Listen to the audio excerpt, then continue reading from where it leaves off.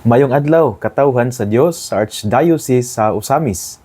Sa ngalan sa tong talahuron nga Arsobispo, si Archbishop Martin Sarmiento Khumuwadidi, ug sa kahupungan sa tibuok kaparian, dinhi sa lokal nga simbahan sa Osamis, kini nausab si Reverend Father Eman Pujutan ang maghatod kaninyo sa pagkumalandong bahin sa atong ebanghelyo karong adlaw. Mga igsoon ko ni Kristo, adlaw karon nga Sabado, Pebrero 15 sa tuig 2025. Ug anaa na kita sa ikalimang semana sa ordinaryong panahon diya sa liturhikanhong kalendaryo sa atong simbahan. Ug niining adlaw nga Sabado, mga igsoon ko ni Kristo, ako kayod nga pagtimbaya karon sa tanan nga naminaw nga karon anaa sa ilang panimalay, unsa may inyong gibuhat, nagdigamo, nang limpyo sa tugkaran, nang laba, nang limpyo sa kaning sulod sa panimalay, nanilig sa mga salog, ug unsa pa, akong pagtibaya kaninyo karong adlaw nga naminaw nga nag-tune in diha sa tuang DXDD sa FM 100.7 ug sa tuang AM 657 ug usab naglantaw og naminaw diha sa FB page sa DXDD. Mayong adlaw kaninyo. Ako usab diha nga pagtimbaya sa tanan nga mga lideres nato nga nangalagad sa simbahan, sa matag parokya, sa tanan, sa mga kapilya, sa mga chapel leaders, mga chapel president, mga laiko ministro, mga katekista, nangalagad usab diya sa Santos nga misa, mga Knights of the Altars, mga Marian altar servers, sa tanan gayud nga nangalagad diha sa atuang simbahan, especially sa tanan nga mga nangalagad diha sa atuang shrine, no? Ang Archdiocesan Marian Shrine of the Birhen sa Kuta, nga sila Sister Maricho, kani siya usa ka madre nga missionary sister of Our Lady of Triumph of the Cross. Nya si Sister Maricho, siya ang atuang madre nga na-assign diha sa shrine sa Kuta. Inubanan usab sa mga ministro, mga lay ministers nato nga nag-serve, sila Kuya Tiro, sila Kuya Lando, sila Kuya Runron, uban pa niya nga mga kauban. Apin usab nga sila nga kanunay gayud nga mutabang po diha sa Kuta. Ang asawa ni Kuya Tiro, si Ate Inday Garcia, ang asawa ni Kuya Lando, si Ate Imelda Ruiz, ang asawa usab ni Kuya Runron, si Ate Sally. Uban usab nila ni Ate Inday Managing, nila Nanay Feka Alim, nilang tasatanan nga mga lectors usab nga nangalaga diha sa Kuta. Apil na usab ang atuang mga choir, no? Ang Kuta chorister, sila Ate Darcy, sila Aaron, sila Andilo, sila Rose, sila Erwin, sila Joel, sila Aaron, tanan. Pinusab ang ilang organista, si Kuya Ronel Khumuwad. Ug usab nga tuag yun nga mga maabtikon pod nga mga CYC, no? Nato nga mga choir nga sila ang mo choir sa 5 PM Mass, Sunday Mass diya sa Kuta. Ug usab ato ang children's choir, no?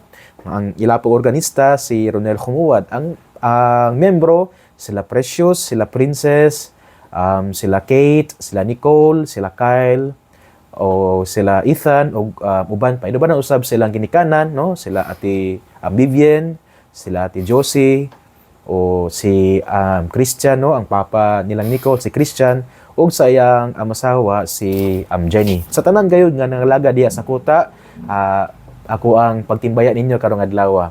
Mga igsoon ko ni Kristo, ako depod nga kanibetang congratulations sa ato ang pulpito sa Kanginan, no? Ang radyo simbahan sa lokal nga simbahan sa Osamis, ang DXDD, tungod kay kagahapon nagasaulog man sa ika-55 nga anibersaryo sa sukad nga nahimugso kining DXDD. Kini ang pulpito sa Kanginan, radyo sa atong lokal nga simbahan ug ato ani nga radyo.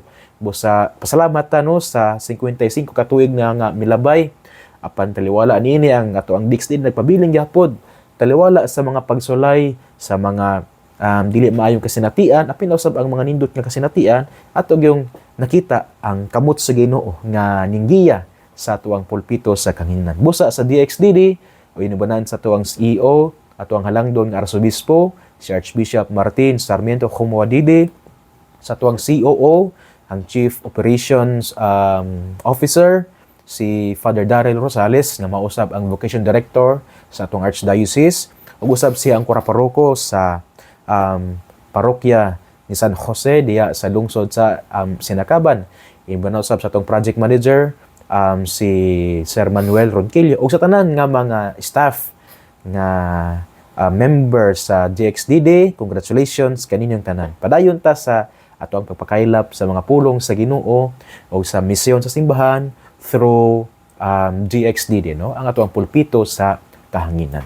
Nga igsoon ko din ni Kristo, dining adlaw nga Sabado, before di ko malimot, no, ako dahil po nga i-congratulate, no, ang ako ang mama. Ang mama, si Maria Fesrila in Cabo Pujutan. Tungod kay kagapong adlaw, February 14, no, Valentine's Day po nato. Nagasaulog man siya sa ika-25 nga tuig niya. Isip usa ka maestra diya sa DepEd, no. So kagahapon nagsuulog si mama sa ika-25 ka tuig niya nga pagpangalagad isip usa ka magtutudlo diya sa DepEd. Unya na-assign siya diya sa Kaputol Integrated School nga nahimutang diya sa Barangay Kaputol, lungsod sa Loran. Busa sa akong mama si Mrs. Maria Fesrila in Cabo Pujutan, congratulations. Nakita ginamo ang imong pagsakripisyo isip magtutudlo nga na-assign ka sa una sa bukid. Na-assign siya sa bukid diha sa puros bukid man yang na-assignan, bukid sa Rojas diha sa lungsod sa Loran. Bukid mo gini usa sa mga pinakabukid kayo nga baryo na kanang Rojas nya. Makadunong ko sa bata pa ko nga si mama moadto ni sa digto sa bukid, no, kaning Lunes sa mga adlaw ni sa Lunes sa buntag kay iya mang abson katong kanay bitawng sakinan truck nga gikan sa Samura, mulabay sa Samura nga moadto gayud sa bukid sa kaning Rojas niya. Mo na siya nga mugikan ni siya Lunes sa kadlawon unya didto na sa matulog sa eskwelahan niya. Mubalik siya sa amo ang balay, no, sa Barangay Maular inig ka Biyernes na sa hapon. Usahay gani Sabado sa buntag kung walay masakyan. So pipila na katuig nga nasinati sumama kay bukid may ang nasaynan. Unya after sa Rojas nasan siya bukid gyapon. Ubos-ubos gamay sa Rojas kining Barangay Sinampungan. Nya sa una dili man kayo na kanay bitaw nindot ang karon nindot na kayo ang dalan padulong dito. Pwede na gani magbike, pwede na magmotor, sakinan. Nindot na kaayo. Sa una lisod making dalan. Unya wala pud kayo yung mga sakinan sa una. So ang kahimtang sa una mura gyapon. Mugikan si mama Lunes, nya muli sa Samua Biyernes hapon or kanang Sabado sa buntag. Nakita gana mo ang iyang sakripisyo. Na-assign siya sa mga bukid hangtod nga karon na-assign siya sa Kaputol Elementary School. Nindot po kayo ang dalan. Yes, kada adlaw na muli si mama sa balay, pero nagyapon ang kaning sakripisyo tungod kay dili man pod sayon ang kanang magtudlo kag mga bata. Nya ayang gitudloan grade 1, grade 2, dili lalim ang magtudlo sa mga bata. Busa sa akong mama, congratulations sa imong pagpaningkamot. Salamat sa Ginoo nga nakaabot ka niining 25 ka tuig kapag pangalagad isip magtutudlo. Nya padayon tas kinabuhi unya sa tanan pud nga mga magtutudlo, no, salamat sa inyo ang mga sakripisyo. Especially gid sa mga magtutudlo nga dedicated kaayo nga bisan og na-assign sila sa bukid nga lugar, no, mga sakripisyo, usay mabiyaan ang pamilya, usay mauna ang panginahanglan sa mga bata. Pero salamat kayo sa inyong paghatag, sa inyong kagalingon. Ilibala diya sa pag-umol sa mga bata, no, sa pagtuon sa mga bata o sa pagporma nato sa atong mga bata isip mga maayo nga lumulupyo sa ato ang nasud. Ngaigsoon ko na ni Kristo ning adlaw nga Sabado arita sa atong ebanghelyo. Ang atong ebanghelyo tungkol luon sumala sa ebanghelyo ni San Marcos. Himayaon ikaw o Ginoo. Wala madugay may laing dakong panon sa mga tawo nga nagkatapok. Sa dihang wala na sila'y pagkaon, gipaduol ni Jesus kaniya ang iyang mga tinun-an o giingnan niya. Naluoy ako nining mga tawhana, may tulo na karon kaadlaw nga mikuyog sila kanako ug wala na sila'y makaon. Kung papaulion ko sila nga walay kaon, panguyapan sila sa dalan. Kay ang uban kanila layo ra ba o gigikanan. Nangutana kaniya ang iyang mga tinun-an, asa man kita mokuha og pan din hinining awaaw nga dapit nga arang ikapakaon niining mga tawhana. Pilak ba kabuok ang inyong pan? Nangutana sa Jesus kanila. 7, mitubag sila. Unya gipalingkod ni Jesus sa yuta ang mga tawo, gikuha niya ang 7 ka pan ug nagpasalamat siya sa Dios. Human niini gipikas-pikas niya ang pan ug gihatag ngadto sa iyang mga tinun-an aron ilang iapod-apod sa mga tawo. Gituman kini sa mga tinun-an. Sila may pipila usab ka gagmayng isda ug sa Jesus nagpasalamat sa Dios tungod niini. Gisugo niya ang iyang mga tinun-an sa pag-apod-apod niini sa mga tawo. Nangaon ang tanan ug nangabusog, mga 4,000 sila. Ang salin nga nahipos sa mga tinun-an 7 ka bukag. Unya gipapauli ni Jesus ang mga tawo ug misakay dayon siya sa sakayan uban sa iyang mga tinun-an ug miadto sa yuta sa Dalmanuta. Ngaigsuon ang ebanghelyo sa Ginoo. Daygon ikaw o Kristo. Ngaigsuon kada ni Kristo ining adlaw nga Sabado, Pebrero 15, 2025, ang atong ebanghelyo no, atong gikutlo sa mala sa ebanghelyo ni San Marcos kapitulo 8 unya bersikulo 1 hangtod sa 10. Diin atong nadungog ang milagro nga gipakaon ni Jesus ang matod sa ebanghelyo 4,000 nga mga tawo. Nya possible nga more than pa aning mga tawhana, more than pa sa na-record sa ebanghelyo. Unya sa pagpakaon niya ini gamit lang og 7 kapan nga maoy pan nga naa sa mga apostoles o pipila ka mga isda. Ang gi-describe pa gid kay mga gagmay nga mga isda. Nya sa magpapakaon nakatipok sila unya nakatigom sila, napay sobra no, napay sobra. 7 ka bukag na. Imagine, 7 ka bukag ang sobra sa pagpakaon sa mga tawo.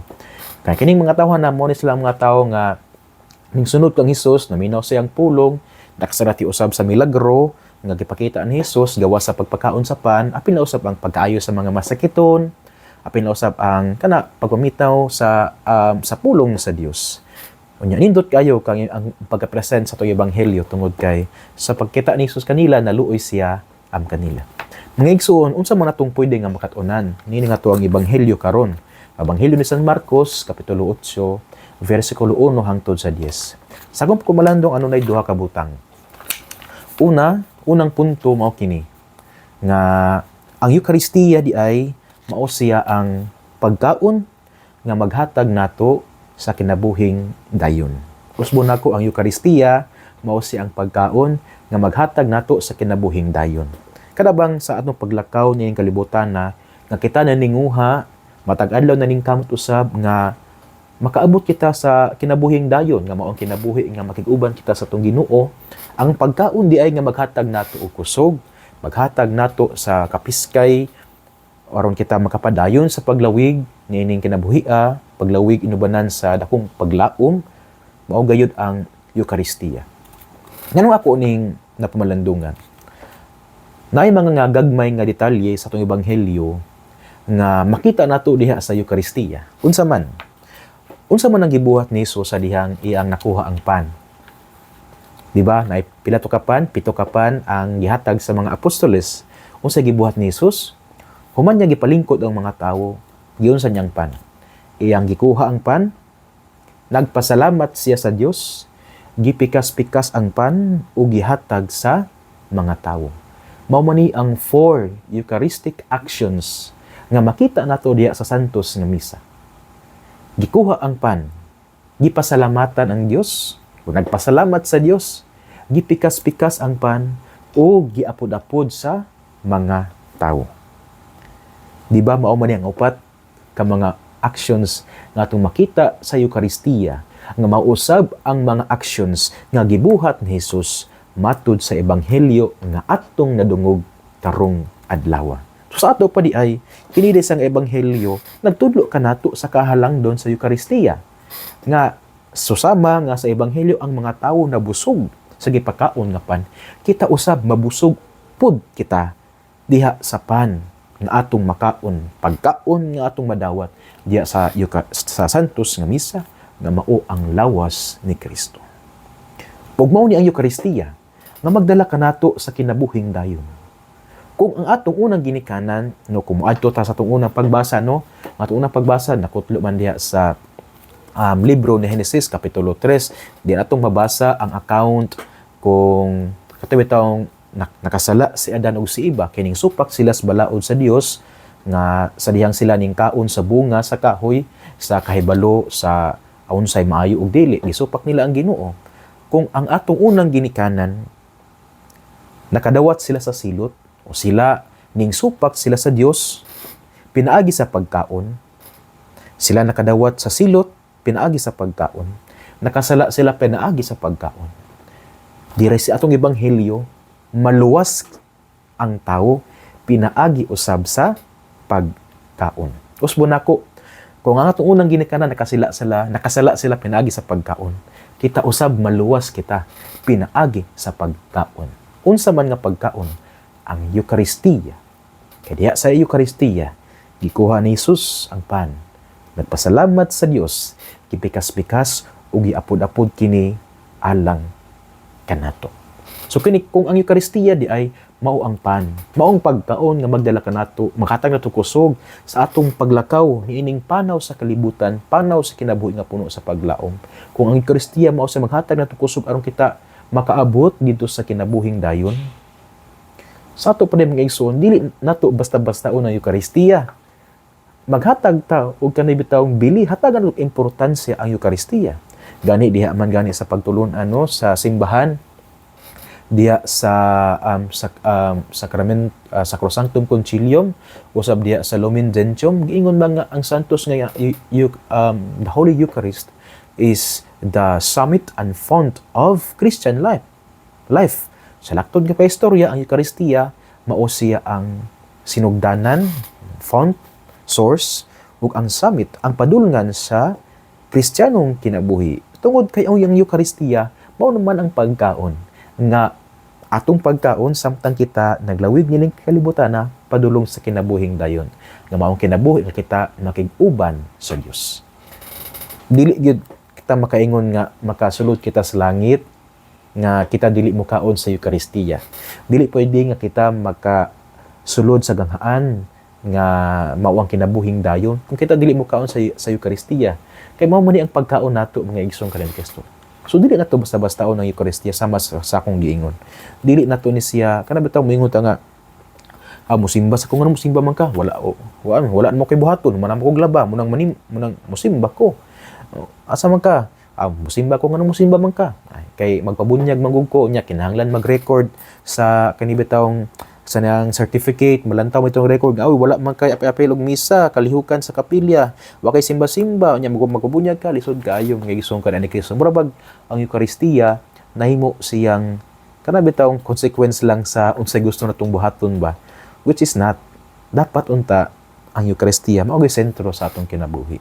Musimba ta, tungod kay kining madawat nako nga pagkaon, maoy magdala ka nako sa kinabuhing dayon. So you see, unang punto, ang Eucharistia, mao siya ang pagkaon nga maghatag kanato sa kinabuhing dayon.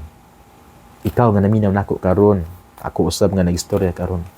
Kung gusto ganita makatagamtam, kung gusto ta makadawat sa kinabuhing dayon, importante kaayo ang pagkaon, pagdawat sa lawas o dugo ni Kristo diha sa Eucharistia. Kini itong madawat diha man sa Santos nga misa. Unang punto, ang Eucharistia mao gayud ang pagkaon nga maghatag kanato sa kinabuhing dayon. Ikaduhang punto mga igsoon kada ni Kristo. Ini itong ebanghelyo karon nga nindot kaayo sa Ebanghelyo sumala ni San Marcos kapitulo 8 nya bersikulo 1 hangtod sa 10. Ikaduhang punto mao kini nga ang kaluoy di ay magdala kanato sa pagkamanggihatagon. Usbon ko, ang kaluoy, magdala kanato sa pagkamanggihatagon. Si Kristo, sayod si Kristo, nga ang mga tao nga ning sunod kaniya, gipangkapoy. Well, mao pod ni siguro ang gibati ni Kristo. Naglakaw ra ba sila? Pila pod sila kaadlaw nga naglakaw, nga nagsangyaw sa maayong balita. Mao pod niyang nakita niya sa mga tinunan, nga gipangkapoy pod ang iyang mga tinunan. Pero gi-emphasize nga sa pagkakita ni Kristo sa mga tao, naluoy siya tungod kay ang mga tao gipanggutom na, nahurot na ang ilang mga pagkaon. Nya katong lugar kung asa nahitabo ang kanibitaw milagro sa katong the feeding of the 4,000, mao yung ebanghelyo karong adlaw, awaaw. So sa ato pa di ay mga igsuon, naluoy si Kristo sa pagkakita niya sa mga tao nga daghan kaayo gipangkapoy gipanggutom. Ug nining maong kaluoy kini nagdala ni Kristo sa atong Ginoo, nagdala ni Jesus sa pagkamanggihatagon nga mao ang pagpakaon sa matag usa nga ning sunod kaniya. Apil na pod ang yang mga tinunan, iya ang gipagkaon. So ang pagka maluluy-on di ay magdala kanato sa pagkamanggihatagon. Sa lakdod nga paistorya, kung kita di ay naluoy sa sitwasyon sa usa ka igsuon nato, sa usa ka tawo, kaniyang magdala to sa pagka manggihatagon, magdala to sa pagka responsable. Kung ang ato di ay atong dalhon kini nga pamalandong diya sa tuang konteksto karon sa kinabuhi, kung sa ato pa day mga igsoon ko ni Kristo, kung ang usa di ay ka leader, butang nato usa ka politician, no, usa ka leader, kung ana di say kaluoy ngadto sa iyang katawhan, kini magdala niya sa pagkamanggihatagon sa panahon, oras, talento, ug sa pagkamanggihatagon pinaagi diha sa paghatag sa mga serbisyo, pagpaningkamot nga mahatagan gayud og proyekto, serbisyo ang katawhan. Kung ang mayor na ay kaluoy ngadto sa iya ang hingsakpan, no, ang kanibitawng ang iyang constituents na sakop sa iyang lungsod o sakop sa iyang dakbayan, ang maong mayor maningkamot gud siya. Kung naa say kaluoy, maningkamot siya nga ma-provide, makahatag og public services ngadto sa mga tawo. Maningkamot siya nga makahatag og kanibitawng mga nindot nga mga proyekto aron nga ang kinabuhi nato sa iyang mga hingsakpan mo asenso mo lambo. Kung ang usapod ka kapitan nga naluoy kayo sa iya ang anaay kaluoy ngadto sa iya ang sakop sa iyang barangay, maningkamot pud siya nga mo alagad kana mangitag mga proyekto, kung asa pud makakita og funding sa mga proyekto nga makatabang sa iya ang kasakop sa iyang barangay. Kung ang usa ka leader kung walay kaluoy, tapulan kayo. Kung mo na gina siya, kung ang leader gani nga tapulan, mayra mo istorya, mayra mo saad niya walay buhat, kana di sa nga leader dili maluluyon. So sama po na sa mga nagalaga diha sa simbahan. Kung ana atay kaluoy, well maningkamot nga mo alagad. Mo marabang mumugna og mga proyekto, mumugna og mga kalihukan nga makapalambo sa kinabuhi sa mga parokyano, kinabuhi diha sa pagpuyo sa kalibutan, apin na usab ang espiritual nga kinabuhi. Kay kung wala tay mga programa, kung kita tapulan kayo ta sa pagpangalagad, kana day napasabot nga wala day tay kaluoy. Si Kristo naluoy. Ug gumikan sa iyang kaluoy, siya nahimong manggihatagon. Nangita sa pamaagi aron ma-address ang panginahanglan sa mga tawo nga ning sunod kaniya. So muna mga igsoon ko na Kristo nga nindot natong pamalandungan pug karong adlaw ay kaduhang punto. Kung tinuod ta nga ana ay kaluoy sa uban, mangita tag pamaagi. Kung ikaw leader, kung ako leader, mayor, congressman, governor, kapitan, mga konsehalis, mga board members, mga kapitanes, uban pa, kung natin tinuod nga kaluoy, mangita tag pamaagi aron ato ang ma-address ang needs sa ato ang mga constituents. Nya makalipay kayo tungod kay dinhi sa tuang probinsya, no? Ato yung mga leader naagi makita nato nga sila nagposes sila sa tinuod nga kaluoy nganuman.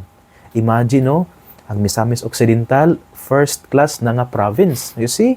So na ang paglambo gid, pag-asenso gid sa ato ang kinabuhi.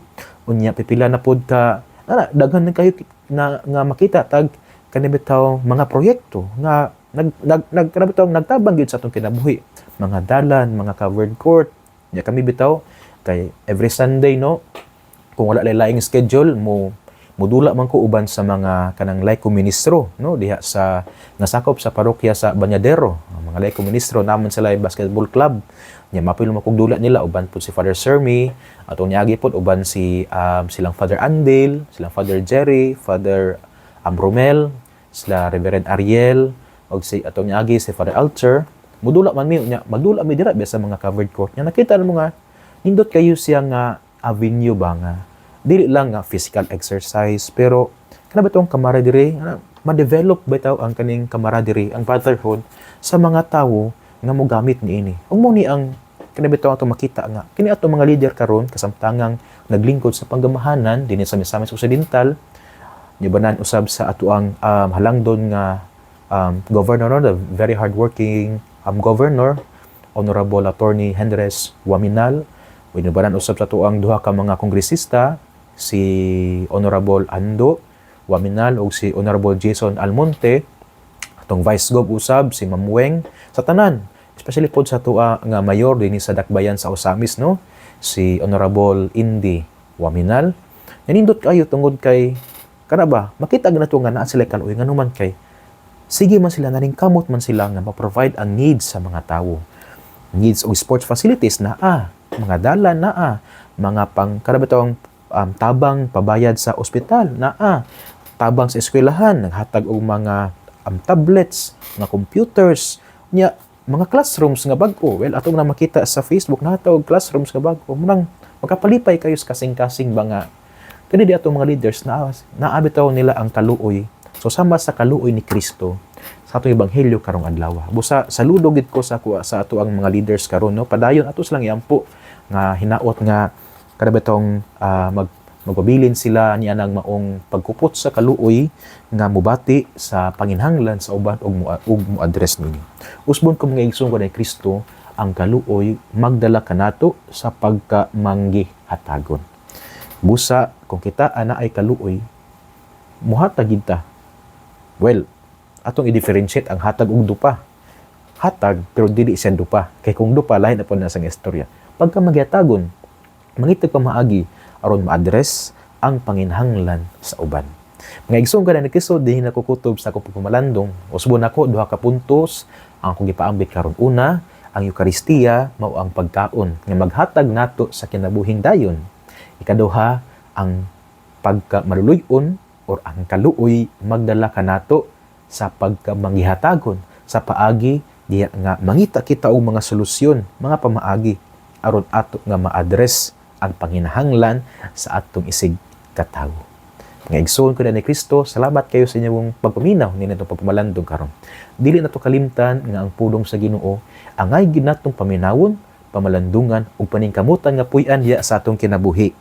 Kay bulahan kayo ang tawo nga naningkamot nga puy-an ang mga pulong ni Jesus. Sama siya sa usa ka kahoy nga gitanom daplin sa sapa. Kansang dahon dili gayud malaya. Unya tiempo sa timbunga, siya gayod mohatag og mga maayong bunga. Mga igsoon, sa sunod na usab nga gayon na kita makatapok pinaagi sa atuang pulpito sa kahanginan dinhi atong pagpamalandong sa ebanghelyo sa mga pulong sa Ginoo matag adlaw Lunes hangtod sa Sabado.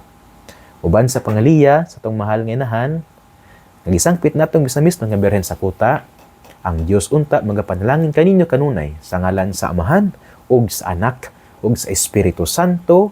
Amen. Igsuon mag-amping mayong adlaw ug kay Dios li siempre bendiga.